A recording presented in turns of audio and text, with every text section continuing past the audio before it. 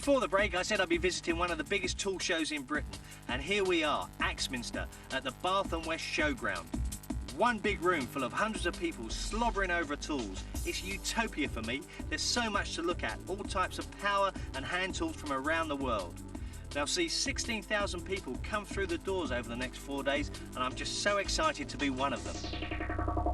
Well, the great thing about coming to these exhibitions, you find new and innovative tools on kind of pretty much every stand you go to. This is Roy from Festool, and they're a German manufacturer. I'm a bit of a fan, I have to say, because they know how to make power tools. German engineering, like their cars, is superb.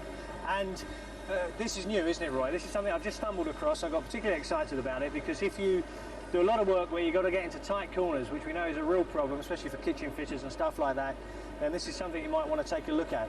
Just talk us through this, Roy. Yeah, I can do. This is our new baby. The beauty about it is the accessibility. The chuck comes off as you saw. Yep. And the screwdriver bit can fit directly in the end. So we reduce the length. So that's really tiny, isn't it? If you've got a really small space you've got to get into. 6¼ inches. That's pretty. Which is pretty good on its own.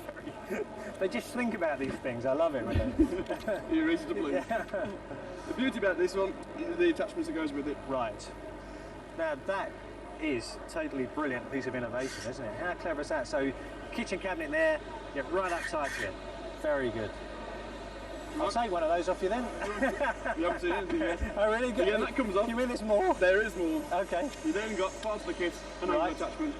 Again, you've got your direct drive for your screwdriver bit. Yeah. Or you're going to put your chuck back on. So you've got a right angle attachment. So all of this coming off of one tool, one hand tool. Wow. Thank you for your time. No problem, thank you. Excellent. How exciting. Enjoy the show.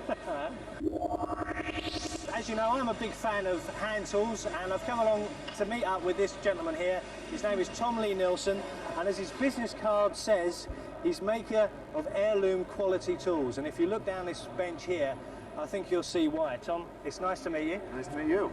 Now, David Charlesworth, who's a big friend of yours, he says that yours is one of the few planes that you can actually take out of the box and use without needing kind of tuning or sharpening. Right. So, would you like to give us a small demonstration of what these planes can actually do? Okay. So this is a smoother, and this is a piece of, what's that? A piece pear. of pear. Right, that's interesting.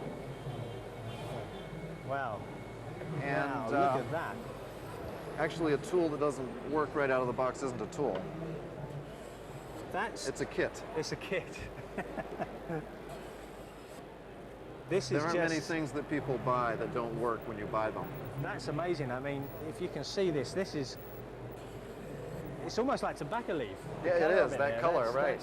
It's a beautiful timber. Also, the finish on that, I mean, that is very, very smooth. I mean, a lot of this stuff you wouldn't need to sand, would you? In fact, you would do it an injustice by sanding it. You would make it worse. Yeah, you would start looking up.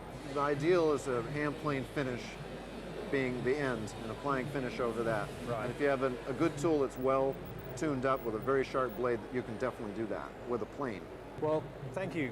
This is fantastic. They're works of art. Thank you very much for coming. It's my pleasure. And can I just have a little go with this before I zoom off? Just leave me here. I'm in plane heaven.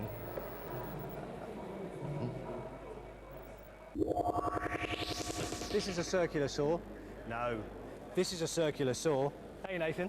Very well done. Good to see you again. Now this is possibly the biggest circular saw I've ever seen in my life. And in fact, all of the tools that you got here, what would you use this for? Large sections of timber where you've got the timber's too big to take to the machine, you take the machines to the timber. I've seen you use this before, yeah. So that's why I wanted to come see you today. And the other thing I really like that you do is this mortising machine, again, that is for site use. So for guys that are building timber frames, big oak timber frame buildings, cutting mortise and tenon joints, this is the thing to cut the mortise with. 15 to 20 seconds and the mortise is done. That's brilliant, isn't it? That's fantastic. Right, I'll take one of those and one of those, please. Thanks very much for your time. Welcome. Good Thanks, to see John. you. Good to see you again. Well, in amongst all the noise and the power tools that's going on today at this exhibition, I found a little haven, a little sanctuary. This is Shiro, who's from Japan, and he has bought some of the most fantastic hand tools, Japanese hand tools. I mean, this by Japanese standards, is a big saw, big saw, isn't it? it's a lumber. For lumber, okay. But the Western equivalent of that would be much bigger and much heavier. This is very, very light. And also, with the Japanese saw, you get a very, very fine cut.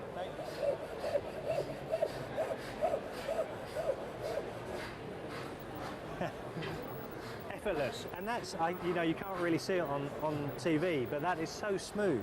Yeah. It's just really fantastic. So they're the saws. Yeah.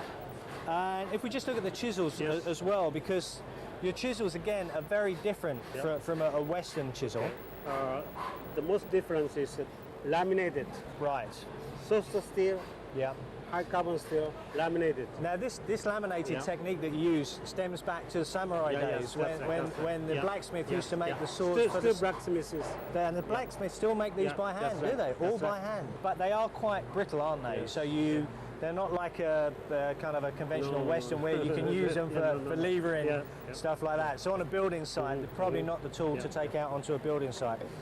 Well, listen, thank you very much for your time. It's lovely to meet you.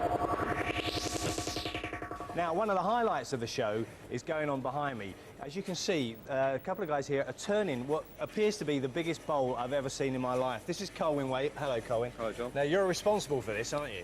Me and Jason, yeah. You and Jason, who's working on it at the moment. Just tell us what it is. I mean, it's obviously a bowl, but it is a genuine world record attempt you're going for here. It's a world record attempt for the largest platter, 7.5 feet diameter, made out of English tulip. Now, I'm looking forward to seeing the fruit that goes with this thing. This is pretty serious piece of kit here. If you can just have a look at this chisel. What's it? I mean, you've made this yourself, have you? It doesn't look like we something have made you- up the engineering works that we've got. Right. You've basically got a bowl gouge and a reinforced tip. So Right. This is making everything a bit stronger. Okay, and it needs to be this strong to deal with the actual You can go kind from of that. turning. Ah, And you go right up to that. right. That's a scaffold pole with the chisel in the end. That's brilliant. This is my first foray into wood turning, everybody. So it's going to be very exciting. Right, what do I need to know? Okay. Back in first. And just offer it in. There you go. This is a work of art, everybody. There you go. Well, I'll leave it to you. Well done, guys. Thank you. One of the most popular parts of this show, certainly for my producer, is the bin end stand. You can always pick up a bargain. There's loads of stuff up there. The list is endless. Plenty of bits and pieces to supplement your workshop. I've got my eye on a couple of bits over here. Well, I hope you agree we've seen some pretty innovative and interesting tools today while we've been here, but I've got to be honest with you, we've really just scratched the surface. There is so much to see at an exhibition like this. If you ever get a chance, it's worth coming along and bring your wallet and your checkbook, because I think you're going to need it.